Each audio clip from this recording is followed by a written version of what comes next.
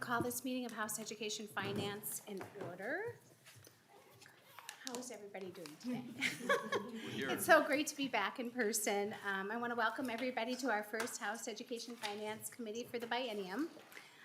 Our committee's main purpose is to fund our K-12 system, to focus on our students and the environment that they're learning in. It's my goal to make sure that our schools have a welcoming environment for everyone and all of our students, and that our districts have the funds that they need to make sure that they can meet students where they're at and to have them be successful. So I'm very excited to be working with all of you and to learn from all of your lived experiences. We got a chance to hear a little bit of that during Ed Policy, which was really fun. I'm working my way through the committee members to meet with each and every one of you. So be patient. You'll be getting an email soon from Shamat I did it already. From Shamat Abraha to try to fit me into your schedule so we can chat. I just want to see what you want to work on and what's important to you.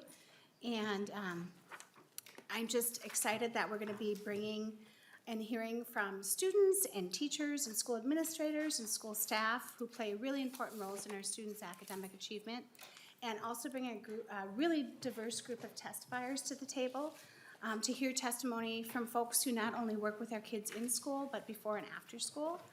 And we're gonna get some really good work done together and maybe get into a little good trouble too.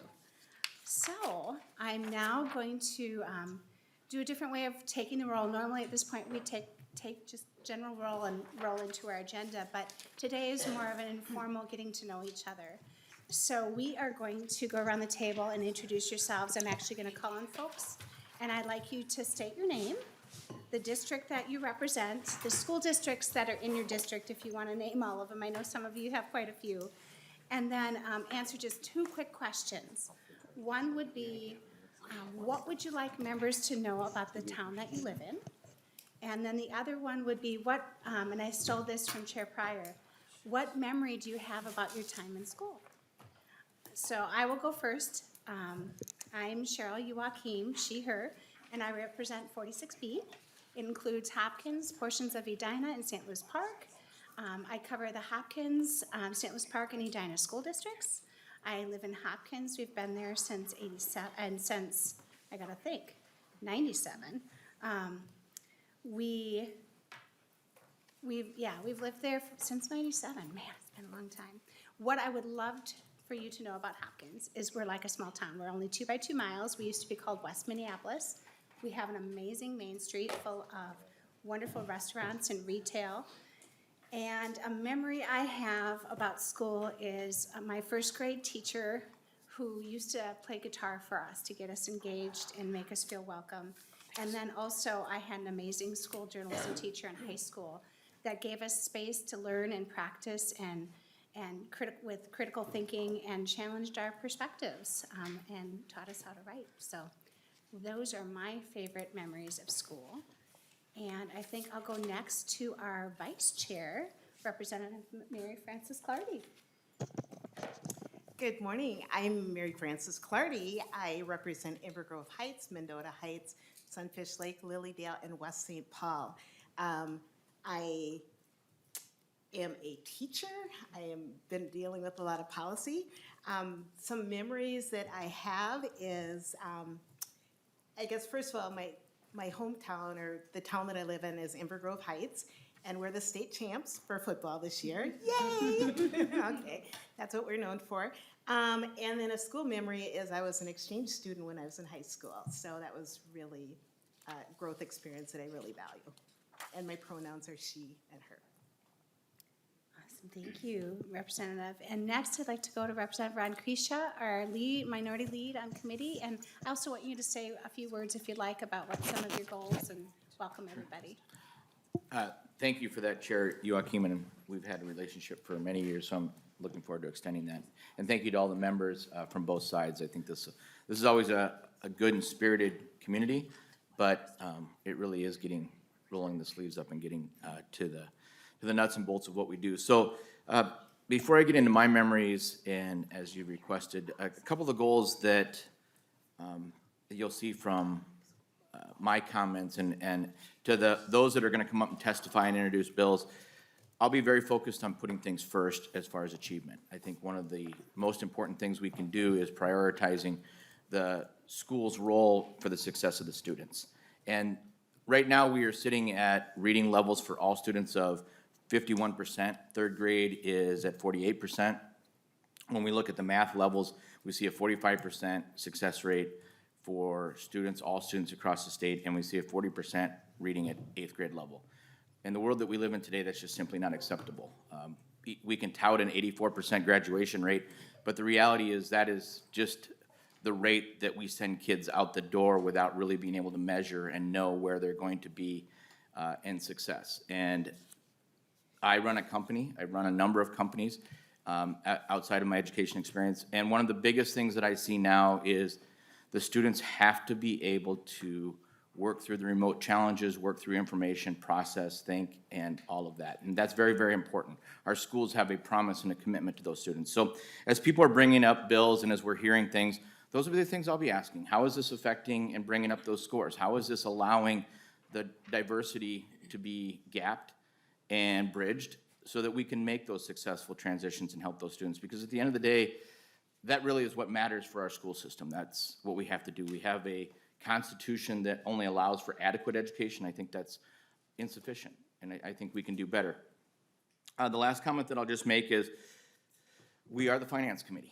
And if you were at the Chamber event last night, I appreciate the governor's comments talking about the fact that one Minnesota doesn't necessarily mean that we agree.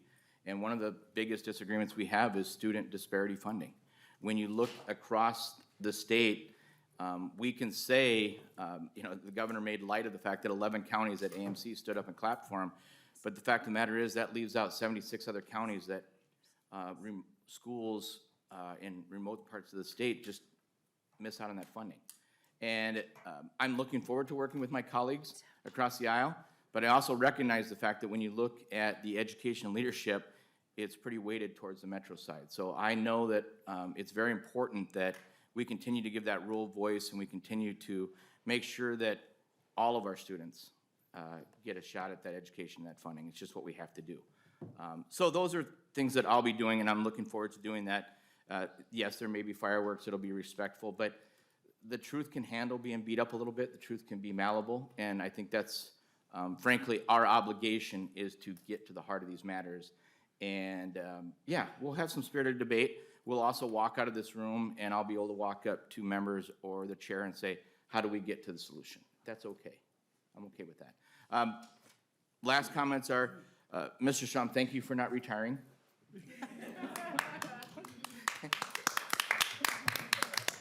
As well as Christina Para and all the other great staff that we work with, because when you go, I go. It's just going to be how it's going to be. And of course, our partisan research, both the GFP and the House, so that is great. Memories for me, I have lots of memories of education, but my most rewarding memories are when I was a teacher and when I was a coach and my earliest days. And I have a couple students that still stick out in my mind, walking them through the hardships and walking them through parts of their life. And one of the things that I remember, a story that I'll just quickly share, I won't use his name because they probably used it too much, but it was a young man that I was working with early on who was a very bright young man, attractive, good-looking 8th grader, everything that you would see, the curly blonde hair, everything that would make a student on the outside look like someone that could get through life socially and could be popular. But this student just never did his work. And I was tasked with getting him onto the right track and just trying to get him caught up. A lot of it was just getting the homework done. He would come to class and just simply sit in the back of class and smile a lot because he had a great smile. And I could not for the life of me as a 23-year-old figure out why this student wouldn't just do his homework. I mean, just for goodness sake, do the worksheet. And one of my mentors, who was an industrial arts teacher at the time, but this was a small town in Ivanhoe, Minnesota, grabbed me one day after school and put me in his truck and said, let's go for a ride. And we went to this young man's house, and I parked outside the house with this teacher, and he showed me the house, and he said, you have to understand, when that student comes home, he does not know if his parents are going to be sober. He doesn't know if there's gonna be food. He doesn't know if he's gonna get beat. He has no idea what that house will hold for him. It's not safe. And that was one of my first real epiphanies of going, I get it now. I'm trying to solve things that this student doesn't have the capacity to solve. Of course, he doesn't care about a math worksheet. He's in survival mode. So when I bring that student up, that is where I come from when I sit in this seat and when I knock on doors and I ask for people's votes. So thank you for the time, Madam Chair, and I look forward to the committee time. Thank you, Representative Creasy, I do look forward to working with you. We've always had a great working relationship. And very well said. You did forget, though, what is one thing about the city you live in you'd like us to know about? Greatest city in the world, Charles Lindbergh from there. We have a zoo. I mean, how much more of the committee time do you want me to take? I love it. Thank Thank you. you. And you do bring up a good point. We are going to be having, we could be having some difficult conversations about our largest opportunity, one of our largest opportunity gaps in the country. And we can have those conversations while still being respectful to each other, to our staff, and especially to our testifiers. So we'll be laying those ground rules as we move along, and sometimes some bills will take a few more ground rules and course corrections than others, but I know we'll make it out on the other end. So next up, we'll go alphabetical order. Representative Altendorf. And please correct me if I'm saying your name's wrong. Oh, no, that is correct. It's Altendorf. You say it exactly like it's written. I think people stumble because it's a different name, but just go right through it and you're going to make it. PM Altendorf, I'm in District 20A, which is Red Wing, Lake City, Cannon Falls, Wabasha, Goodhue. Something interesting about my area, Red Wing, of course, we're known for Red Wing shoes, Red Wing pottery, and of course, the Prairie Island Indian Casino and Tribe is in that area. And so we have a lot of history there. A memory from school, I would just say, is when I was in first grade, my teacher, I would help everybody else with their math. I'd get my math done quickly, help everyone else, and then she said, you need to move up to second grade math. And then I went up to my sister's grade, who was in second grade, and for the rest of my student life, I had math with my older sister, and I don't think she liked it very much. Thank you, Representative. I had to marry a math teacher to be good in math, so I do appreciate that skill set. Representative Patty Anderson. Hi, thank you, Madam Chair. Let's see. I represent District 33A. That is the school districts in my district. I have most of Matamidi School District. I have a sizable chunk of Wiper Lake, the Hugo section. And I think I'm the largest area in Forest Lake schools. And then I have a little tiny sliver of Stillwater. So just a tiny, probably 500 people in Stillwater School District. I live in Delwood. Interesting about Delwood, there's about 1,000 people. It's a very little tiny thing surrounded by other cities. We have no businesses except 2 country clubs and an apple orchard. So kind of out there. My memory in school, I went to Forest Lake High School. My British Lit instructor, I can still hear his voice, his teacher. He had a very low baritone voice, and he used to read Beowulf and all these things to us in class, and it was actually, I still remember that from back then. Great, thank you. Representative Ben Bakeberg, right? Got it, yeah. Okay. Yeah, Bakeberg. So my name is Representative Ben Bakeberg. Thank you, Madam Chair, for the opportunity to share. I have the privilege to represent District 54B. The communities included are Prior Lake, Jordan, a portion of Shakopee, and then some surrounding townships around the area. And then the school districts I serve are Prior Lake Savage, Jordan, and obviously Shakopee. And I actually serve as the middle school principal in Jordan. So I come with a firsthand perspective of the decisions that have been made at this table, and then how they impact kids and families and all staff members. So I look forward to working and bringing that voice and that perspective. And I think a healthy dialogue is really good. And in our school district, we've modeled that, and we have very different opinions across our leadership team. and we have very, very robust conversations. But we always come to the best solution for the kids that we serve. And that's always gonna be my perspective. I would echo Representative Creasha. It's all about how are we supporting our kids to be able to find their gifts and talents so that they're able to take the next step in life. I've also, like Representative Creasha, I've lived the discrepancy in funding, so I would not be representing my districts well if I did not talk about that, and I will continue to talk about that. A memory from school, you know, I had the opportunity, I went to Dassel Cokato High School and grew up, and I shared yesterday, but I had a man by the name of Perry Tennyson. He was my Little League baseball coach, and then he went off to college, came back, and was a social studies teacher, and is now an activities director, and he really exemplified for me the impact that an educator can have on a kid's life. So, thank you. Thank you, and thank you for our service in our schools.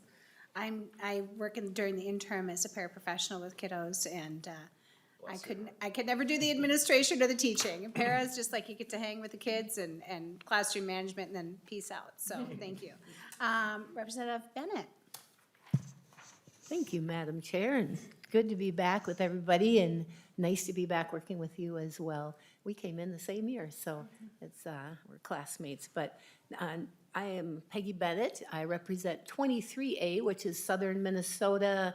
Albert Lea is the largest city, but my district ranges from a little bit east of Albert Lea all the way almost to Blue Earth, and then out up to Waseca, and then of course the southern part is the Iowa border. We don't go beyond that.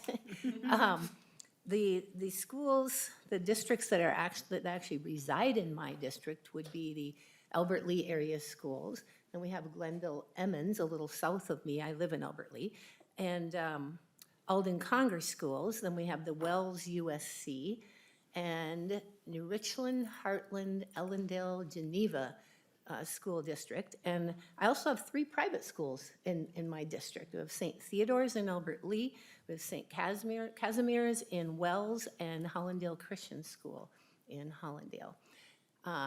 I love Albert Lea. I got my first teaching job there in 1981. I was a teacher for 33 years, retired in 2015. Mostly first grade, a little bit of special ed, but all elementary level. I didn't want to come to Albert Lea when I first got my teaching job, but it was hard to get teaching jobs. This is the opposite back in the 81. And so I had to look it up on the map. I originally grew up in the suburbs, part of the time near Delwood. I've been to that apple orchard. And got hired down there. Didn't really want to go because I didn't want to be that far from my family who was in the Twin Cities. But after I was there for a year or two, you couldn't drag me out of there. I love Albert Lea. It's a beautiful town of about close to 18,000 people.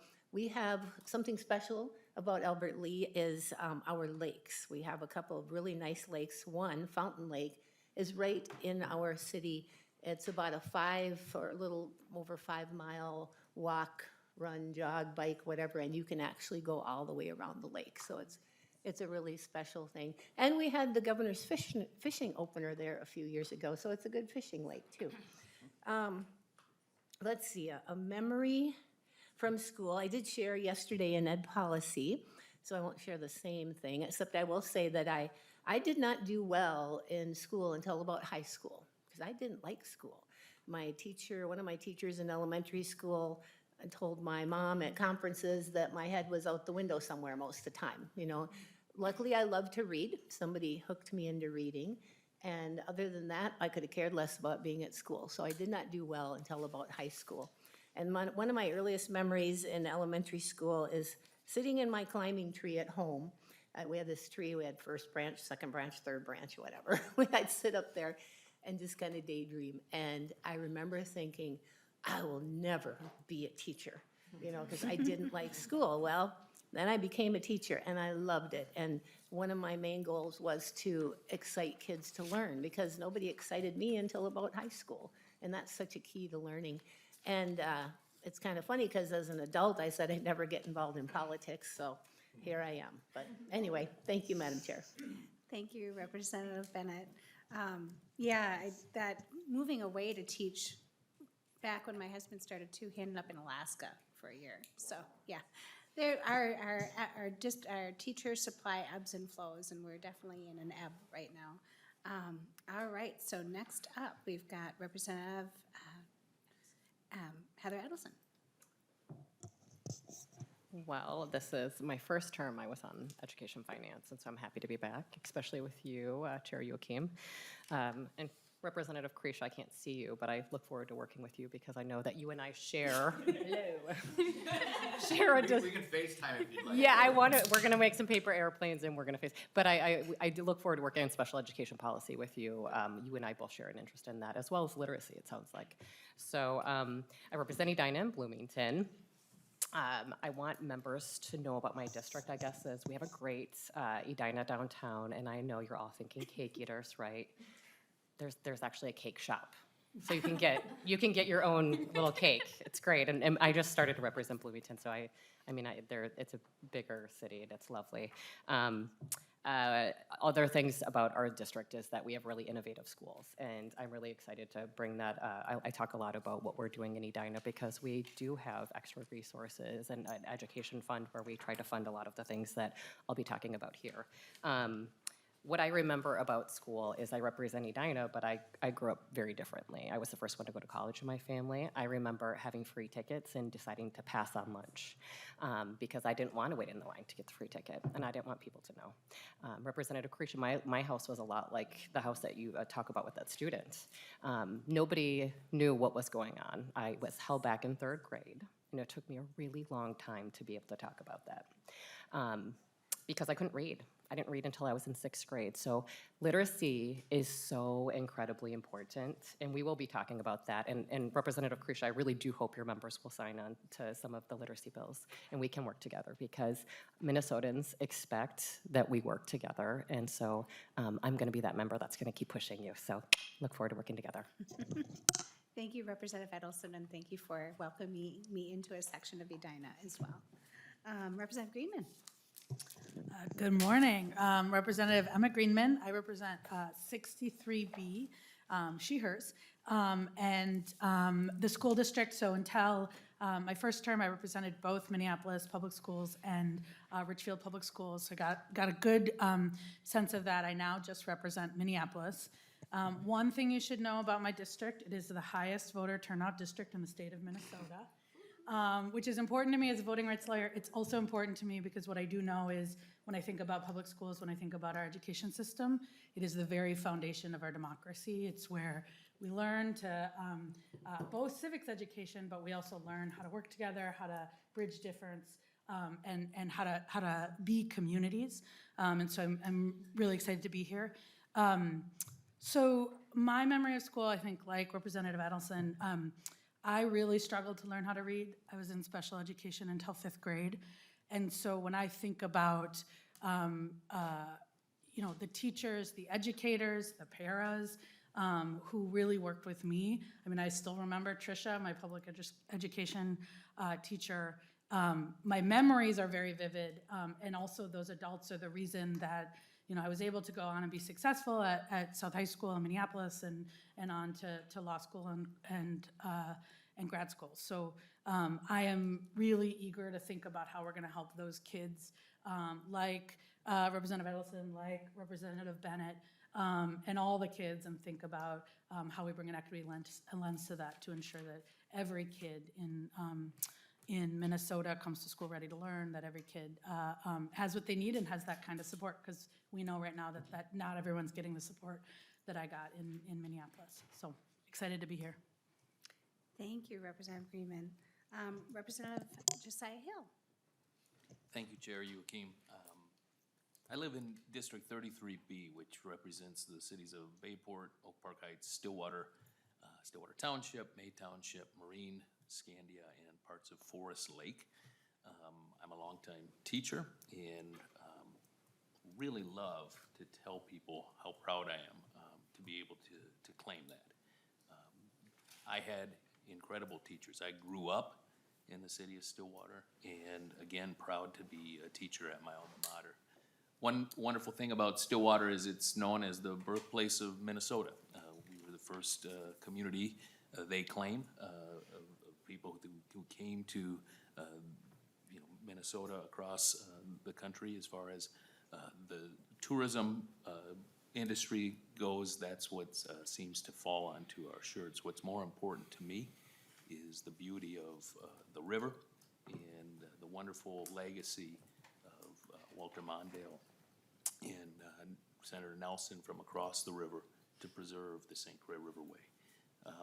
A couple of things I would say about my priorities here is to make sure, to echo our chair, that we meet every child in Minnesota where they're at. And the really powerful stories that we're hearing from our colleagues about their experiences in school resemble the priorities that I have. To meet every child in Minnesota, not just in our own locales, but everywhere. And, some of the experiences I had as a student really shaped the work that I've attempted to do as an educator. I think of many teachers, two in particular, Ms. Tompton in 7th grade and Mr. Murphy in high school in 12th grade, who asked me what I thought. And that's not in itself a real remarkable element. The powerful thing was that they listened deeply to the response. They revisited my response. They asked me about it. They challenged me and continued that dialogue. And meeting kids where they're at is something that I'm attempting to do every day in my service to students and families. And it's going to be a strong North Star for me in the work that we do here. Coming out of the last several years with the pandemic, these powerful stories that we're hearing, I remember working with students on Zoom and reminding myself daily, sometimes hourly, that some of these challenging environments that our students are growing up in was where they were 24 hours a day during that time frame. And as we begin to do the work to give students the opportunities that they deserve and need and work to improve achievement levels, remembering that we owe this to every child in the state. So looking forward to the work ahead, friends in every corner of the state, and can't wait to get started. Thank you, Representative Hill. I grew up in Stillwater, and I believe you knew my brother in high school. About three blocks away, as I understand Yeah, it, Chair. I look forward to hearing some stories. Representative Hudella, did I say that right? Can Thank you, pronounce Madam it for Chair. me? Hudella. Hudella, Yep, okay, thank you. thank you, Representative. Shane Hudella, I represent Hastings, part of Cottage Grove, Denmark, and Nininger townships. Biggest school district, ISD 200 in Hastings, where I went to school from kindergarten through graduation. Great program. Hastings has just tremendous educators, tremendous schools. I have 4 boys that I've got 2 of them, one wrapping up as a senior this year and one that's got a couple years to go, but we've had great experiences with the school there. City of Hastings has an amazing waterfront. Over the last 10 years, they made a big investment. We're right on the Mississippi River. Love it there. I've lived my whole life there. And for a small town, we've produced a tremendous amount of pro athlete talent. I'm passionate about sports. So we've had 5 or 6 folks make it to the National Hockey League. We've had Ben Utek make it to the NFL. For this tiny little town that everybody thinks is down by Iowa, but yet only 25 minutes from the capital, we've produced some pretty big talent. So excited to be here. I think my memory from school graduation day, and as much as I enjoyed it, it was great to be done and anxious to get on to the next chapter in life. Thank you, Representative Hudella. Yes, Hopkins does that with basketball, from Chris Humphreys to the Coffees and Paige Beckers right now. So I share that passion for seeing some amazing student athletes who are also amazing student academics too. So look forward to working with you. So next we have Representative Jordan. Thank you, Madam Chair. Good to be back. This is a great committee. We have really great staff, so please talk to them and get to know them. They're very helpful. My name is Sydney Jordan. I represent 60A, which is Northeast Minneapolis and Southeast Como. I'm proud to represent Edison High School, Northeast Minneapolis, Waite Park, Pillsbury, Las Estrellas, and Webster Elementary in my district. A lot of my constituents also send children to Marcy, Open, which is just over the border, and Representative Agbaje's district. Everyone's talking about all these fun facts, but the first thing that came to mind when I thought about my community is really the connectedness that we all have in Northeast Minneapolis. I'm thinking today about the 3 cars that I helped dig out of the street, but it wasn't just me, it was my entire street came out and we all dug each other out. We also really are a landing place for new Americans, and we've always been.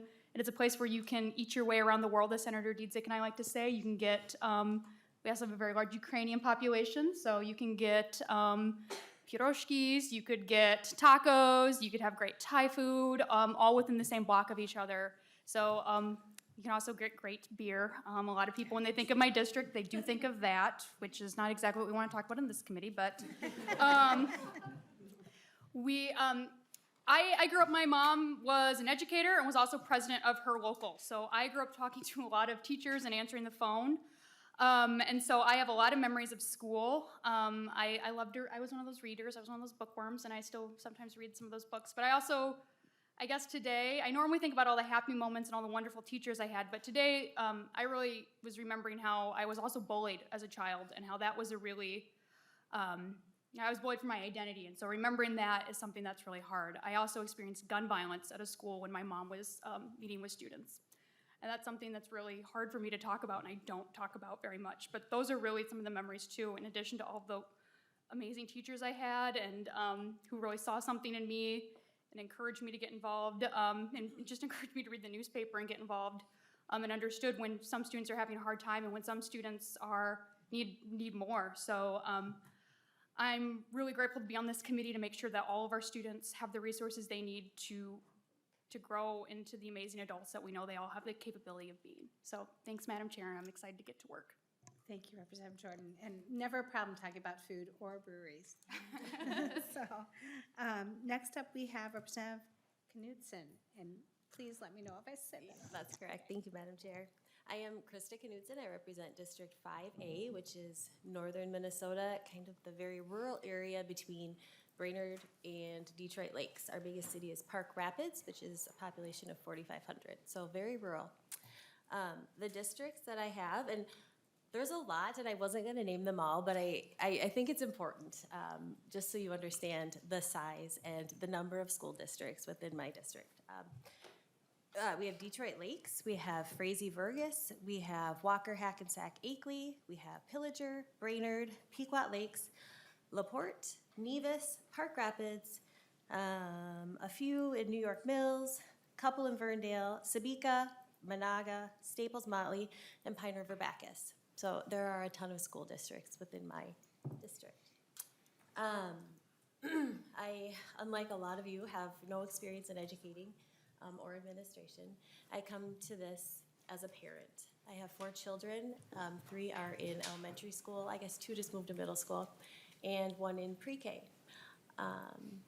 And I have seen a lot of changes in our education system, and some are great, and I'm not sure if some are the direction that we want to be going. So I hope to bring a parent perspective to this discussion.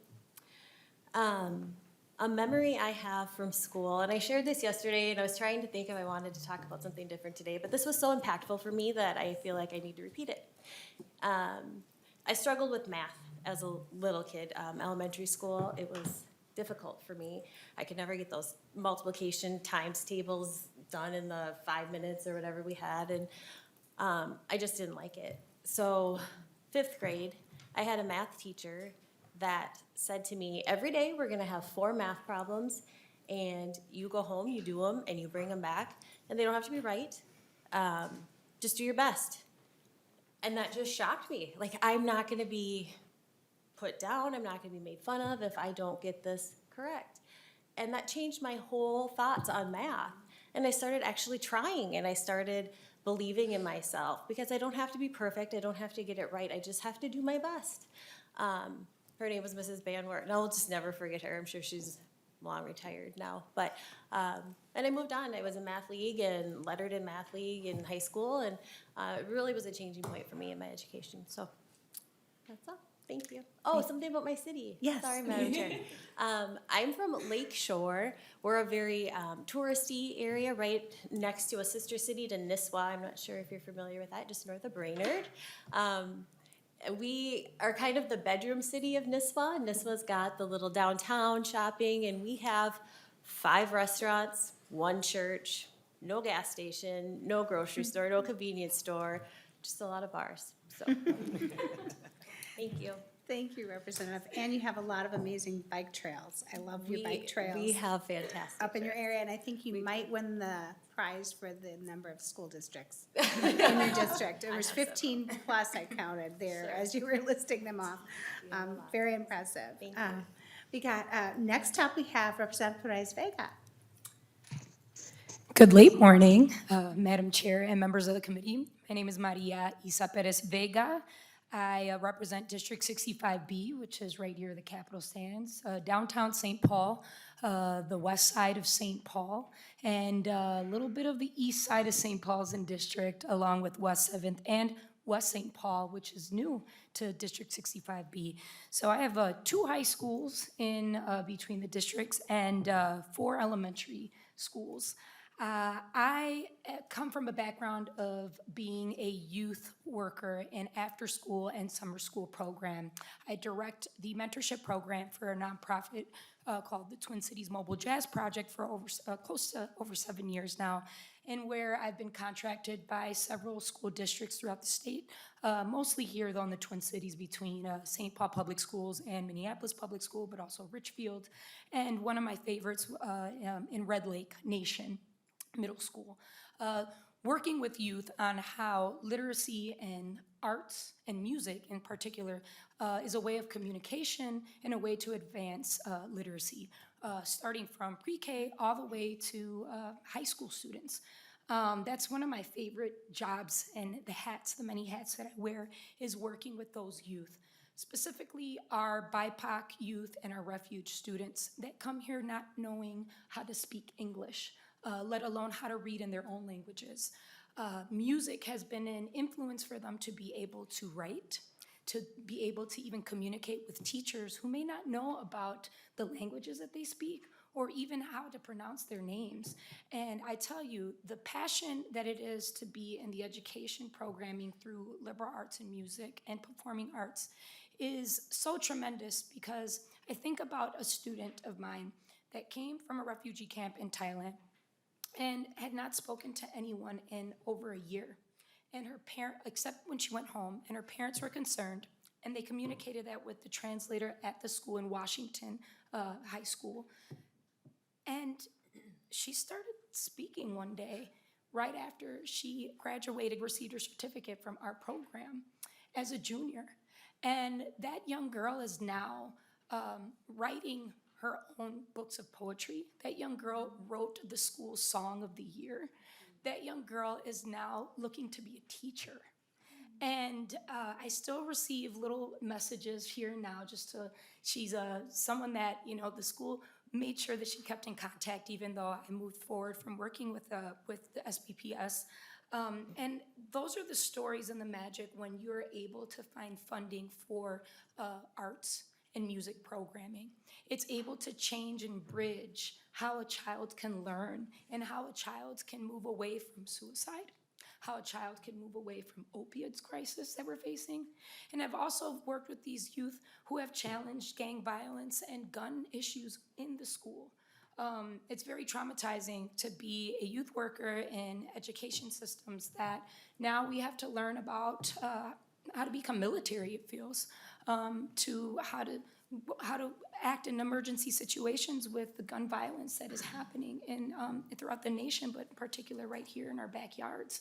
And for me, it's very important to see how we change the poisons into medicines. And art has been a medicine for those youth to recognize that we have to be stronger and we can move forward. And, if you learn how to drum, It'll help you in your algebra class. It'll help you with your timing. It'll help you with learning about your country and geometry and wanting to share your stories through poetry in your literacy and English classes. So I come from that background of mentorships. One of my great mentors is the late Gilbert De La O of the West Side community. That's where I'm from. And I want you to know about the place that I'm from, west side of St. Paul, is the first Latino community in the state of Minnesota, where when I was around, it was less than 1% of the population in the state. And now we are at 6, which may seem modest, but we are growing by the numbers, and not just in the cities, but I'm sure you know in the rural towns like Brainerd and Bemidji, and even in Red Lake. So it means a lot to me because his leadership, he was the only Latino to serve on the St. Paul Public School Board. And he came from a town where he did not know how to communicate with his teachers. And then he got to make the rules, right? He got to determine the law for folks like myself to be able to sit in this seat here today. He passed away in August, but he was a very strong supporter of me being here. And I just want to highlight that if you're here now in the district, go over to the west side, go eat at El Burrito, and go learn about the legacy of Gilbert De La O and what that means to this great state of Minnesota. Gracias. Thank you, Representative Perez-Vega, and thank you for working with our kids. Next up, we have Representative Pryor, our Education Policy Chair. Thank you, Madam Chair. Yes, I'm Lori Pryor. I represent 49A, and I guess you never get tired of telling who you represent, right? No matter how many times you do it, it's still, you know, there's pride that you have. So I represent Southern Minnetonka and Northern Eden Prairie. I live in the Minnetonka side of the district. Something about the city that I represent, well, you know the lake, right? But we're just a little part of the lake, and there's a lot of other communities that have more lakeshore probably than we do in Minnetonka. But we also have great trails, and it's a walking community. And we have a city council that's working on climate action and how to make a greener community, and we've done quite successful in that. So it's a suburb, but it's a nice suburb. Very, very happy. We've lived there for long time, decades, and we'll probably stay on. There's no reason to leave, I guess, for us. That's where my school districts are: Minnetonka, Eden Prairie, and then Hopkins. And my 3 kids graduated from the Hopkins district. So 3 kids, and I have 7 grandkids. And so that's kind of my experience with teaching or being on this. It's not because I'm a teacher, but because I care passionately about the education my kids got, and I care passionately about the education my grandkids are going to get too, all over the state. So then my memories, and there's so many memories that start come rushing back, especially as you sit here and then you listen to other people and say, oh, I can connect to that. But the one that I'm going to share is one where I was in about the 2nd grade, and okay, now I have 7 grandkids, so you know approximately my age, right? And so you can also imagine that time in schools, or I hope you can, and how different it is, especially for girls. And we had, in that 2nd grade classrooms, and all the classrooms on the hall, there would be these windows that would be displays, that kids walking down the hall could see these displays. And evidently, when they were the displays, I guess they were typically the girls in the classroom would do the display windows. But we were going to have a science display. And the teacher said, what boys want to do the science display? And I heard that, and I remembered it. And I went up to the teacher at some point and said, so why is it just boys can do the window? And I don't think she had an answer other than, well, we need to give the boys a turn. And then we just kind of got like, okay, let's move on. So I think things like that happened in my life, and I understand how, people saw me, well, you're a girl, so therefore you like this and this and this. You're good at these things, you're not going to be good at these things. Like being state government, it's like being elected, oh my gosh, no, that's not for girls. When I was that age, that was the expectation, that I would never sit here on this desk. So when I think about that in my history, then I know that there's still kids that get labeled that way. And that's what we're working on, and that's what we're thinking. You know, we have this position of power in the state. There's things maybe that we can do to make it better so kids don't get put into these boxes, but they're respected for all the things that they are and all the things that they can be. So very glad to be working with all of you on this committee. Really excited for what we're going to do this year. Thank you, Representative Pryor, and you have amazing parks in Minnetonka too. Representative Purcell. Good morning. I'm Christy Purcell. I represent 58A, the school districts in my district, the Tri-Cities United School District, New Prague, and Northfield. I reside in Northfield. I have 2 children who are in elementary school there, and I'm the child of 2 public school teachers now retired. I was thinking about, I think maybe I'll brag on my district a little bit. So the superintendent of Northfield Public Schools, Dr. Matt Hillman, is the superintendent of the year for Minnesota, and he's in the top 4 for the superintendent in the country, so we'll get to find out next month. Part of his success, he works really, really collaboratively, and we have an incredible program in Northfield called the Torch Program.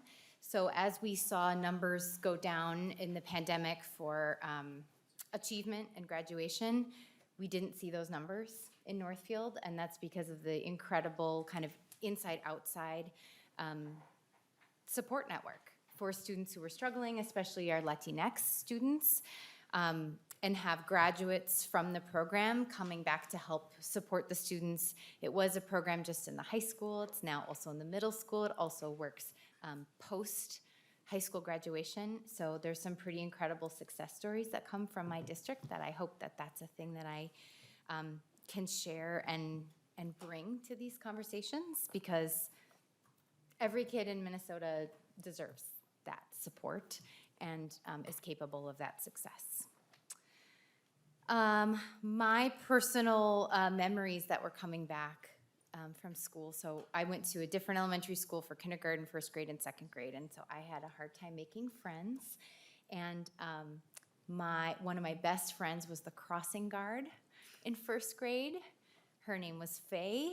She helped me cross the street every morning, and my other best friend was the janitor. And so I just think, when we often think about teachers and administrators, but to think about all the people who are involved in kids' lives to make their success possible, and to just feel like they have a person. So I'm really pleased to be here. Thank you, Madam Chair. Thank you, Representative Purcell. So appreciated. And you forgot to mention that you're also were on the CFAP committee for your school district.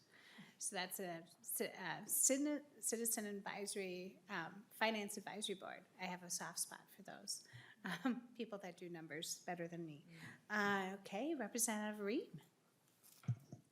Hello, I am Lucy Ream, newly sworn in, representative for District 48B, which is the district of Chanhassen and a good portion of Chaska, the eastern side. We have world-class schools in our district. I don't want to brag, but I will say that they're top-notch schools. We have the Minnetonka School District. We have Eastern Carver County Schools. We have a great charter school called the World Learner School. And these schools serve the kids throughout our community. I'm a former teacher. I taught overseas in Japan for about 5.5 years. I come from a family of teachers. My grandma was a teacher. She taught in the early 1900s in southwestern Minnesota in a one-room schoolhouse, and my aunt taught in Northfield for about 30, 40 years, taught second graders, so education is a big part of who I am. Strong believer in education as it relates to preserving our democracy and creating a great labor force. Something about my city that you may know, we have the Chanhassen Dinner Theater in the city of Chanhassen. We also have Paisley Park. And people might not know this, but Prince was a great philanthropist, and he was very quiet when he would give money. he gave a big check to the first African-American library down south. And it didn't say Prince's name on the signature of the check. It said something like the Purple Foundation. So they called our local library and they said, you know, we got this check and this is the address. And our local librarian said, oh, that must have come from Prince. So he believed in libraries. He also believed in the arts, obviously, and he donated money to the local elementary school for the music program. So arts are a big part of my district, and I will say that the arts have been a big part of my life too. One of the biggest memories I have from my school years was when I was in high school. I was fairly shy, quiet, and I wanted to try out for the high school musical. So I summoned the courage to try out and ended up with one of the lead roles. And it reminds me of something I heard once on a late night TV show. There was a celebrity, I can't remember what the show or who the celebrity was even, but she said, it's not enough to believe in yourself, you have to have someone believe in you too. And I think that's what teachers do. So shout out to Greg Sawyer, Greg with 3 Gs, who put me in that lead role. And I think about, you know, what our students are facing right now. We're dealing with a global pandemic. We have a mental health crisis. We are dealing with racial reckoning, gun violence, opioid crisis, climate crisis, housing crisis. And it all comes, it intersects in our schools. And we have so many people who are working so hard to support our students, and I'm so grateful. And I wanted to do a shout out to the janitors too. The janitors, the nurses, the counselors, the cafeteria workers, as well as the support staff and the teachers, and how I'm so grateful and very excited to be on this committee and look forward to working with all of you. Thank you, Representative Reed. And I didn't make it to Footloose. I don't know if it's still playing or not. It's still playing. Okay, nice to know. And Representative Sensamura. Thank you. It feels fitting because I feel like I'm back in school at the end of the alphabet going fast always.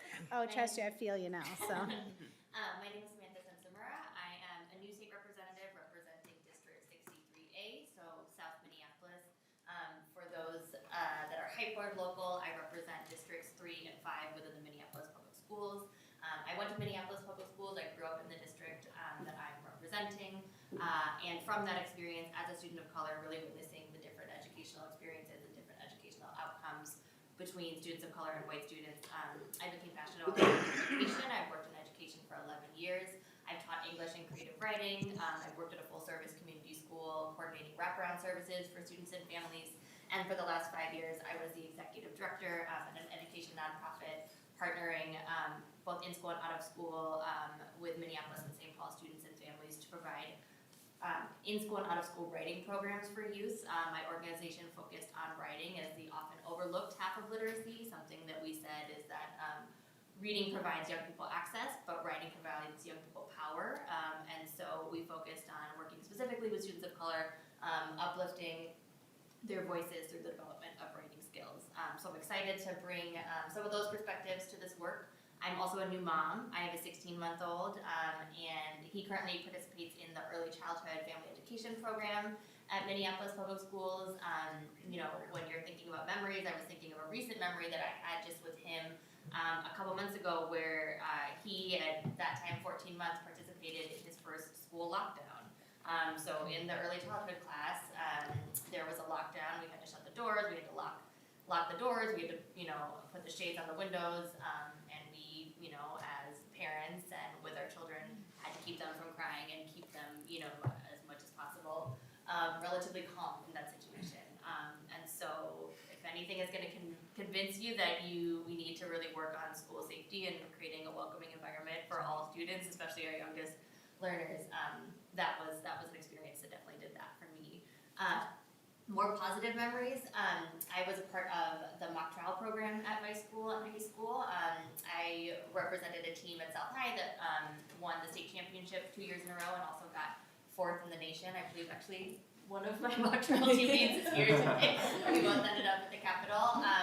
But you know, I credit that program with me sitting in this seat. I developed leadership skills. I developed public speaking skills, and I had adults that believed in me, which I think is really key. Something that I would love for people to know about my district, I think most people, you know, have some idea of South Minneapolis. I think the whole world has an idea of South Minneapolis after the last few years. But I think something important that I'd love for people on this committee to know about students in my district is they have lived through so much in the last few years. They have lived through a global pandemic. They have lived through witnessing the murder of George Floyd and an uprising and unrest that really changed their community. And from those experiences, the young people that I've had the opportunity to work with, they are incredibly engaged. They are incredibly clear. They have great clarity, and they have great urgency for the issues that we need to act on, and for what they need to be successful in school. And so I hope as much as possible we can work to uplift and amplify their voices within this committee. Thank you. Thank you so much, Representative, for sharing. Representative West is not here today. He's excused, but we'll circle back with him when he gets here. Next, I would like to hear from our amazing nonpartisan staff that I think we've upped our game with our CA Polly Sturkvanek and her baking skills, but we've been paying them in cookies, or trying to keep Tim Strom here longer. But no, first go to Mr. Strom. Thank you, Madam Chair, members. It's an absolute honor for me to be here with this committee again this legislative session. This is my 40th regular session, and it's a learning experience for me every single day. I learn from all of you. I'm grateful for all of the conversation I hear, and I'm happy to help in any way possible. I work on a team, and Ms. Para and Ms. McGinnis can introduce themselves, but my coworker, Ms. Beckel, is out sick today, and she'll be back next week. But the four of us are the nonpartisan team that help you with your drafting and committee needs, and again, I'm just grateful to be here. Thank you. Thank you. And the other part of our amazing staff, Christina Para. Thank you, Madam Chair, members. Christina Para from House Research. This will be my 7th regular session, so got some catching up to do for Mr. Strom, but happy to be here and back at the table with you all. Thank you. And we'll circle back with Sylvia Beckel when she gets back. And then now we're going to move on to partisan research. We have GOP researcher Jody Withers. Yes, my name is Jody Withers. I'm with the House Republican Caucus, working in the Education Finance, Education Policy, and the Children and Families committee areas. Thank you. Thank you. And Mr. Mars Beltrandi Renquist. And I always say the first part wrong. Mars Beltrandi Rudquist, DFL Research, and I work with the Education Finance and Education Policy committees. Thank you. And somebody that you're going to get to know very well is our committee administrator, Polly Sturkvanek. Hello, Madam Chair and members. My name is Polly Sturkvanek. I am the Committee Administrator for Education Finance. This is my 5th session at the House, my 3rd as a Committee Administrator. I previously worked with some of you on early childhood, now children's and families, or taxes. I'm very excited to be back in the education space and working with all of you. And I'm a product of the St. Paul Public School Systems. I could see this building from the windows of my 7th grade science classroom, so it's pretty cool to be here now. Thank you. Thank you. And another person you're going to get to know very well, and that is Shamat Abraha. I am so sorry. Shamat Abraha. She is going to be our committee legislative assistant. And you're going to have to say your name aloud for everybody because I keep butchering it. So. I'll take this off because I'm kind of quiet. Hello, my name is Shamat Abraha. I am obviously the committee legislative assistant, working with Chair Joachim. I'm very excited to be here. This is my first session, which is kind of weird being next to someone who's been here for 40. But I'm very excited to be here and working with all of you. Thank you so much. So next, I just wanted to roll over into, there's some committee rules in your packet for the 23-24 biennium. Basically, a lot of them are what you're seeing in all of our committees. A couple important items to note is our amendment deadline will be noon the business day before the bill hearing. The testifier and handout deadline will be 2 p.m. the business day before hearing. And I want to make sure we try to get our testifiers to hold to that. I've noticed a few of you are trying to do what I'm doing with trying to go electronic for everything. So we want to make sure we can have those PowerPoints to download and write on if we want. And then the committee folders, if you want to leave anything to save it, please put it in the save folder. They stay in committee. And the committee legislative assistant will clear the handouts from the folders after each committee to make sure that you keep whatever documents you want in the save folder. Are there any questions at all about the committee roles? I'm looking at Representative Creasy. I'm sorry, what was that? Any questions about the committee roles, anybody? Yeah, whenever you're ready, I have a couple comments or Okay. questions. Why don't we go to that? Okay, and it's just overall, so if you have other business, I can just do my wrap-up stuff. Nope, do your wrap-up. Okay, thank you, Madam Chair. And so I want to make sure I get these names right. So, Ms. Servonic. Servonic? Serfenic. I gotta use all my phonetic symbols. We have a lot of vowels at the front of the room. And Brahat, Miss Brahat, is that with a T at the end or just closes out with an A? My first name has a T at the end, but my last name does not have a T. So pronounce your last name again for me? It's Abraha. With an A in front of it? Yes. Abrahat? Yes. Abraha. Thank It's like Abraham, but without the M at the end. If that Thank helps you. with spelling. Okay, awesome. So first question, just on the rule set, committee amendments, it's the noon the day before. And I would just ask, and certainly open to, things are gonna come up, and if something happens and you'd like, if we need to move an amendment within that time frame, that's gonna be I would just ask that we both agree to it. Just chat with me. And I'm happy, I'm not looking for us to do it. You're gonna be running the show, you're driving the bus, and I know there's gonna be times you're gonna need things, so, let's just agree on those. I'm happy to do that. Second thing is, just by way of process, we had Ms. Burke as our committee administrator in the past. How would you like, what is the best process for us getting bills to you as well? Do you want those to come through your CA, or Madam Chair, do you want those to come directly to you? Who's going, you get the ultimate decision on what gets heard. I just want to know what's our most efficient way to present that to you. The most efficient way would be to go through Ms. Fennick. Okay, so we'll do that, and that's what we'll do, is we'll try to be coordinated, and we'll work with Mr. Withers and saw that. And to the researcher, it's super helpful in the past, if you give me a copy of your document, I can be really helpful moving your bills. That's all I have, Madam Chair. Thank you, Representative. Were there any other questions that people had on the rules or any other comments? Just want to check one more time. So I'm going to give you a little bit of time back in your day. First, I just want to say thank you, everybody, for sharing. We definitely have an embarrassment of riches here in this committee between folks that have an incredible background in teaching, administration, school, school support staff before and after school, and just really, really excited about that. And I'm excited to be working with the folks. I think we are gonna do an incredible job for our kids.